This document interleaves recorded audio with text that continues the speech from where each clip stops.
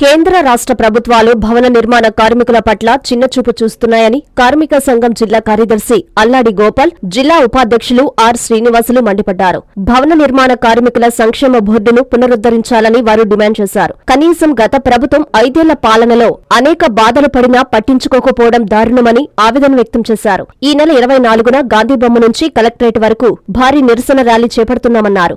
సమావేశంలో జిల్లా ట్రెజరరు ఆవుల శ్రీనివాసులు, కమిటీ సభ్యులు చిరంజీవి, కార్యకర్తలు పాల్గొన్నారు. అల్లాడి గోపాలు, మన భవన నిర్మాణ కార్మిక సంఘం జిల్లా కార్యదర్శి. గత ప్రభుత్వం వైసీపీ ప్రభుత్వంగా ఉన్న సంక్షేమ బోర్డులో ఉన్న డబ్బులంతా కూడా పక్కదారి మళ్లించి భ్రష్టాచారంగా వ్యవహరించింది. దాంతో పాటు పోతూ ఆయన ప్రభుత్వం 12-14 జీవో తీసుకొచ్చి భవన నిర్మాణ కార్మికుల యొక్క స్థితిగతులన్నీ కూడా దెబ్బతినే విధంగా చేసింది. అలాగే ప్రతిపక్షంగా ఉన్న టీడీపీ ప్రభుత్వం ఈ రోజు అధికారంలోకి వచ్చింది. అయితే అక్కడ ఆయన చేసిన ప్రతిపక్షంగా ఉన్న ఆ విధానాల మీద ప్రతిపక్షంగా మాట్లాడలేదు. ఈ రోజు ఆ అధికారంకు మేము వస్తే అన్ని కూడా సంక్షేమ బోర్డుని అన్ని కూడా నిర్వహణ చేయకుండా ఉపయోగిస్తామని చెప్పారు. ఇప్పుడు దాకా ప్రభుత్వం అధికారంలోకి వచ్చి 10 నెలలు అవుతున్నా ఇప్పుడు వరకు ఏ ఒక్క సంక్షేమ బోర్డులో నిర్వహణ చేసి పెట్టేసింది. వీటన్నిటిని ముందుకు తీసుకువచ్చే విధంగా మేము పోరాడుతున్నాం. అలాగే సంక్షేమ బోర్డులో నిధులు కూడా ఎక్కువగా ఉన్నాయి.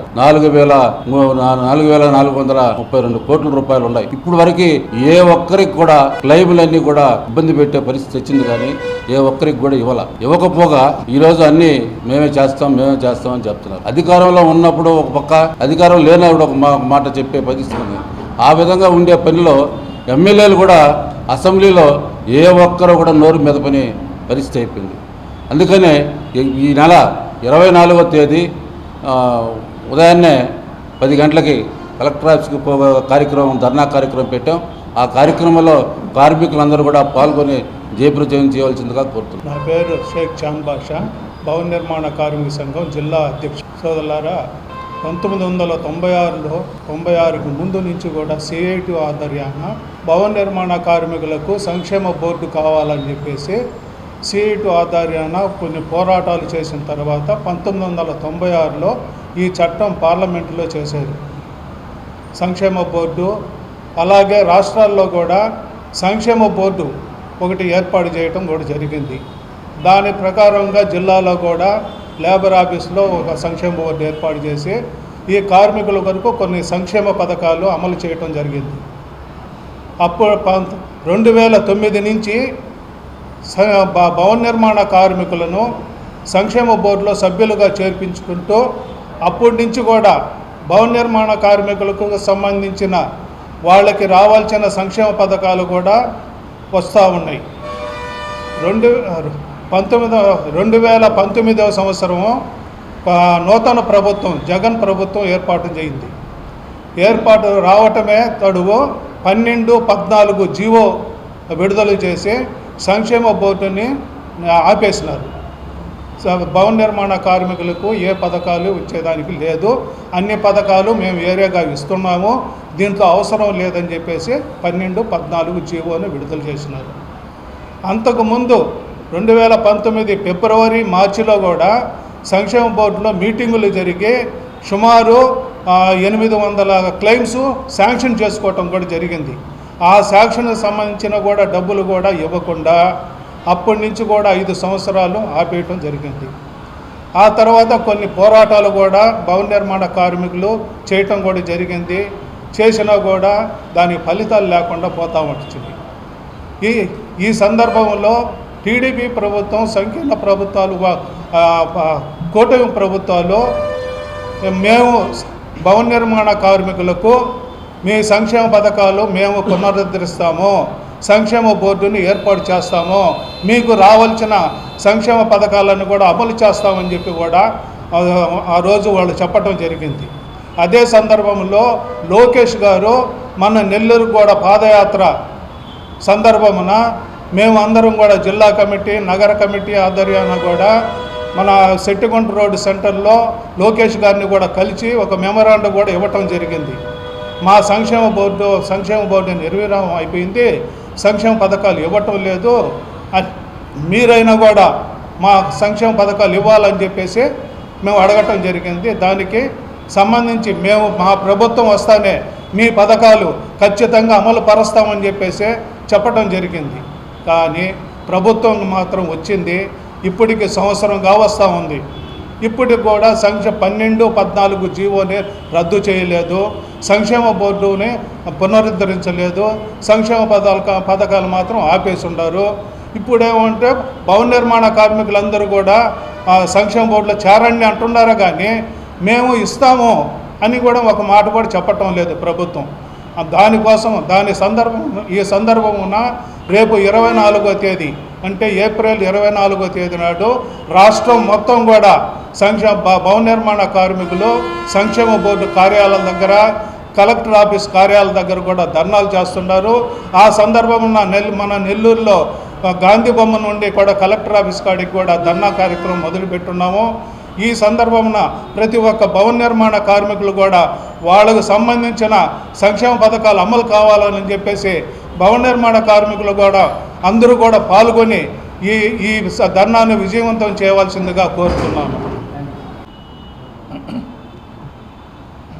ఈరోజు ఈ యొక్క రాష్ట్రంలోని భవన నిర్మాణ కార్మికుల మీద గతంలో ఉన్న వైఎస్ఆర్ ప్రభుత్వం అధికారంలోకి వచ్చిన తర్వాత భవన నిర్మాణ కార్మికులకి అన్యాయం చేయడంలో మొదటి స్థానంలో ఉండింది. అయితే ఆ రోజు కరోనా టైంలో కూడా కనీసం వాళ్ళు బతకడానికి కూడా ఇబ్బందులు అవి దాదాపు 2.5 సంవత్సరాలు అల్లాడిపోతుంటే 10,000 రూపాయలు డబ్బులు ఇస్తానని చెప్పి జగన్మోహన్ రెడ్డి చెప్పి అందరి కాడి నుంచి కూడా సంక్షేమ బోర్డు ఆఫీస్కి మొత్తం వాళ్ళ సంబంధించిన క్లెయిమ్స్ కానీ అందులో సంక్షేమ బోర్డులో ఉన్న సభ్యులందరూ కూడా ఆధార్ కార్డులతో సహా ఇవ్వడం జరిగింది. అన్నీ తీసుకొని మీ అకౌంట్లో 10,000 రూపాయలు వేస్తామని చెప్పిన ఆ రోజు జగన్మోహన్ రెడ్డి గారు చేయలేదు.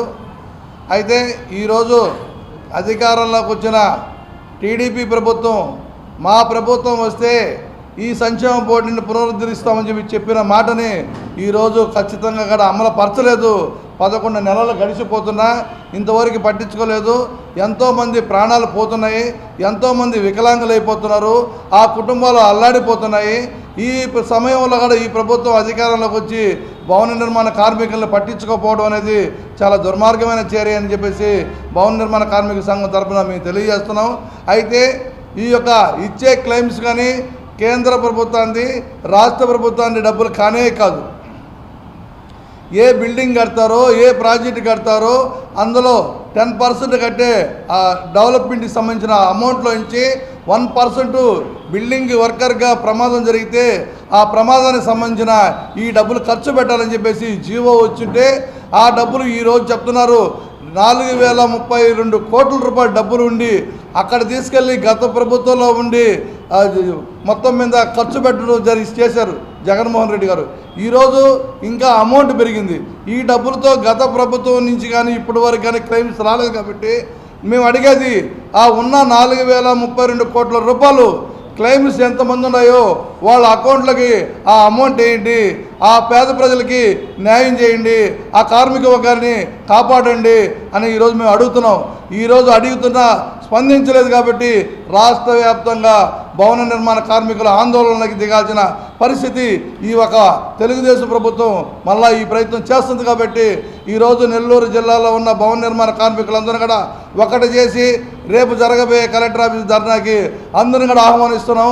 ఈ యొక్క రాష్ట్ర వ్యాప్తంగా జరిగే ఈ ధర్నాలో ప్రభుత్వం వెంటనే ఆలోచన తీసుకొని రావాల్సిన క్లెయిమ్స్ ఇచ్చి కొత్తగా తీసుకోవాల్సిన తీసుకొని వాళ్ళందరికీ కూడా రావాల్సిన జీవోపహారంగా పెళ్లి కానుక అయితేమి, ప్రమాదం జరిగినప్పుడు 5 లక్షల రూపాయలు అయితేమి.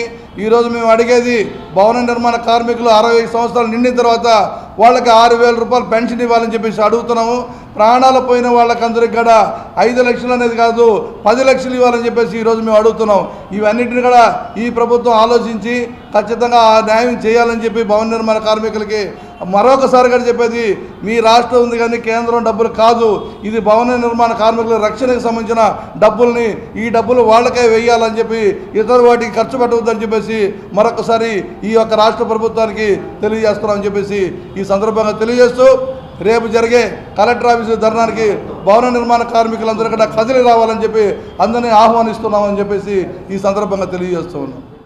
ఎన్ఎల్ హాస్పిటల్స్ అత్యుత్తమ వైద్య సేవలు సామాన్యులకు అందుబాటులో. అపార అనుభవం గల వైద్య నిపుణులు doctor Nagendra Prasad Kulari, managing director, గుండె వ్యాధి వైద్య నిపుణులు గారి ఆధ్వర్యంలో cardiology, neurology, surgical gastroenterology, orthopaedic, ప్రసూతి మరియు గైనకాలజీ, పల్మనాలజీ, జనరల్ మెడిసిన్ మరెన్నో పలు విభాగాల వైద్య సేవలు. అత్యాధునిక ఎక్విప్మెంట్ గల ఐసీయూ, ఆపరేషన్ థియేటర్, క్యాథ్లా, 24/7 ఎమర్జెన్సీ మరియు క్రిటికల్ కేర్, అడ్వాన్స్డ్ మిషనరీ గల ల్యాబ్, సిటీ స్కాన్, ఎక్స్రే మరియు సేవా విభాగం గల వర్కింగ్ స్టాఫ్. అన్ని కంపెనీల హెల్త్ ఇన్సూరెన్స్ సౌకర్యం కలదు. అందరికీ అందుబాటులో అత్యాధునిక వైద్య సేవలు అతి తక్కువ ఖర్చులో.